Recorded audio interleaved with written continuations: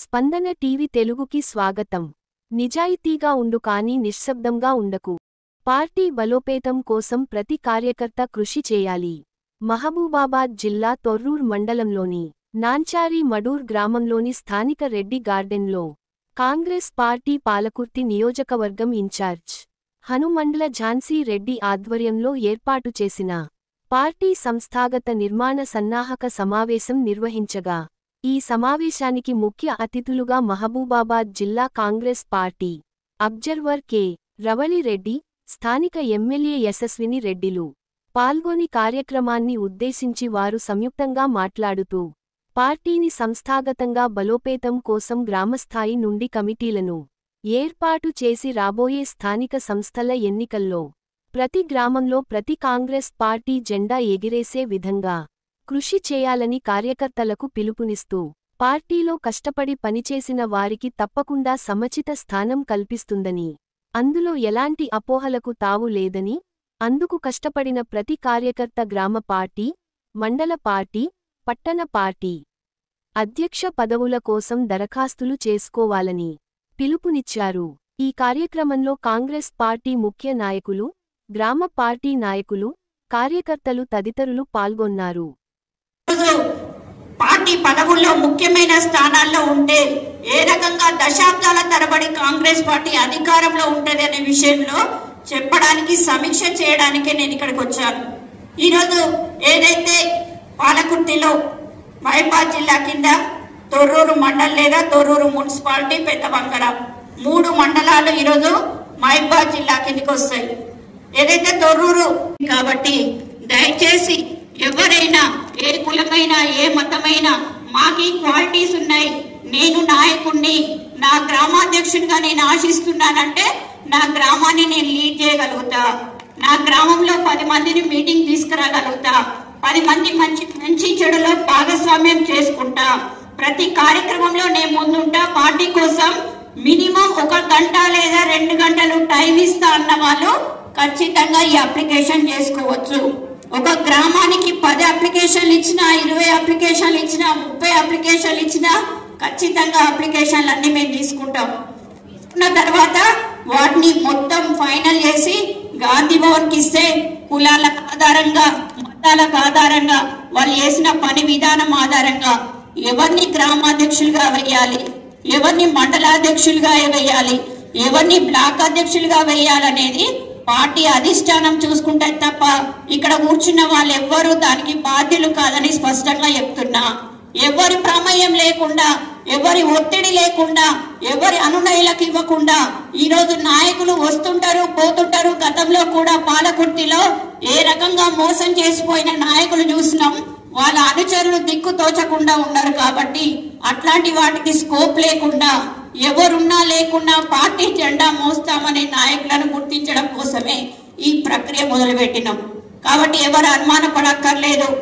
నేను బ్లాక్ కాంగ్రెస్ ప్రెసిడెంట్కి ఇస్తే ఆమె ఏమని అనుకుంటాడు, పెద్ద పెద్ద యోధులు అని చెప్పుకుంటున్న వాళ్ళు, 56 ఇంచుల ఛాతీ అని చెప్పుకుంటున్న వాళ్ళు కూడా కనీసం యుద్ధ రంగంలోకి వెళ్ళకపోతే ఒక మహిళ సోఫియా ఖురేషి అనే మహిళా చీఫ్ ఆర్మీ ఈరోజు టెర్రరిస్టులను అంతమొందించిందంటే మహిళల యొక్క గొప్పతనాన్ని ఒకసారి చెప్పాల్సిన అవసరం ఉంది. పాలకుర్తి అంటేనే మహిళా నాయకత్వానికి, వీరోచిత పోరాటానికి ఒక ప్రతీక అని చెప్పి ఝాన్సీ రెడ్డి గారిని, యశస్విని గారిని చూసి చెప్పచ్చు. వీళ్ళు నిజంగా ఒక చాకలి ఐలమ్మ వారసత్వాన్ని కొనికిపుచ్చుకొని ఈ గడ్డకు సరైన న్యాయాన్ని చేస్తున్నారని చెప్పచ్చు. ఏం లేదు, అభద్రతా భావము పక్కన పెట్టండి, ఆగో ఈగో పక్కన పెట్టండి. ఎవరికి ఎవ్వరం కూడా ఒకరికన్నా ఎక్కువ కాదు, ఒకరికన్నా తక్కువ కాదు, నాతో సహా ఎవరమైనా కానీ, ఇక్కడున్న వాళ్ళమైనా, అక్కడున్న వాళ్ళమైనా, బయట ఉన్న వాళ్ళైనా, ఎవరైనా కానీ ఎవరికి 2 కొమ్ములు లేవు, ఎవరికి ఇంకేందో లేదు. అందరం కూడా ఒక్కటే, ఇది ఒక కుటుంబం లాగా పాలిద్దామని చూస్తున్నాం. ఇందులో ఇంకా కూడా ఎవరికైనా పార్టీ కోసం మేము ఏదైనా చేస్తామన్న ఆలోచన ఉన్న వాళ్ళు, ఇంకా ఏదైనా వాళ్ళ గురించి చెప్పుకోవాలనుకున్న వాళ్ళు మేడంలో నన్ను కూడా మళ్ళీ పక్కన వచ్చి కూడా కలవచ్చు తప్పకుండా.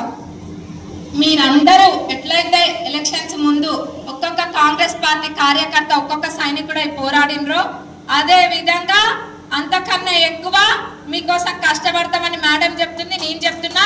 అందులో ఎటువంటి అనుమానం వద్దు, 100% మీకోసం కష్టపడతాం. ఎవరో ఏదో వచ్చిండ్రని, ఎవరో ఇంకేదో కొత్తగా వచ్చిండ్రని మన ప్రాధాన్యత పడిపోతుందని అనుకునేటోళ్ళు ఎవరు అనుకుంటారు తెలుసా? వాళ్ళపైన వాళ్ళకి నమ్మకం లేని వాళ్ళు అనుకుంటారు. మన పైన మనకు నమ్మకం లేదా? మన కష్టమేందో మనకు తెలియదా? మన పార్టీలో ఎప్పటికెళ్ళి ఉన్నామో తెలియదా? వచ్చిన వాళ్ళకి రెస్పెక్ట్ ఇవ్వండి, తప్పేముంది? మనము ఎప్పుడైనా ఒక లీడర్ కావాలంటే మనతో పాటు 10 మందిని లీడర్ల లెక్క తయారు చేసినప్పుడే మనం అసలైన లీడరు. మనతో పాటు మనం ముందుకు పోకుండా కింద గుంజుతామని అంటే మనం ఇంకేడ లీడర్ అవుతాం? లీడర్ కాము. మీరందరూ కూడా ఒక్కటే, మీ పైన మీకు నమ్మకం ఉంటేనే ముందు రాండి. మాకైతుంది, మరి మాకు మీ మీద నమ్మకం ఉన్నప్పుడు మీకే మీ మీద నమ్మకం లేనప్పుడు ఏం చేయాలన్నావు చెప్పండి?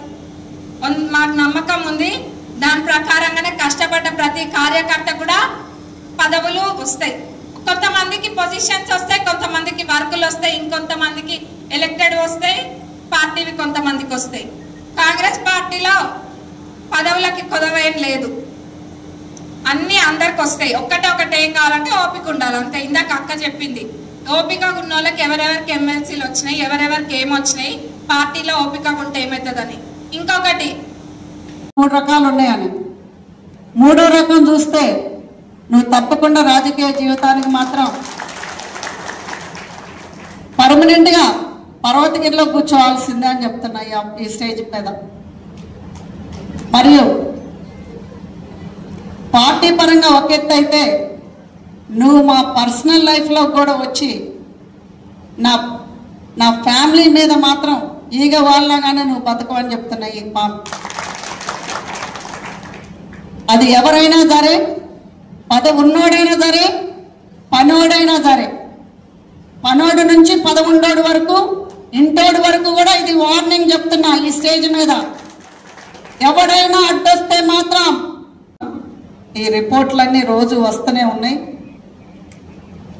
తప్పకుండా నా ట్రిగ్గరు, నా టార్గెట్ ఆపోజిషన్ లీడరు, ఆపోజిషన్ మంత్రి, మాజీ ఎమ్మెల్యే ఆయన ఒక్కడే. కాబట్టి ఈ కోవిడ్ రాజకీయాలు చేసే వాళ్ళందరూ కూడా వాళ్ళతో పాటు జాయిన్ అవుతానంటే అయ్యారు. మీరు ఇండైరెక్ట్గా అవుతానంటే డైరెక్ట్గా కూడా నేను రెడీ ఫైట్ చేయడానికి.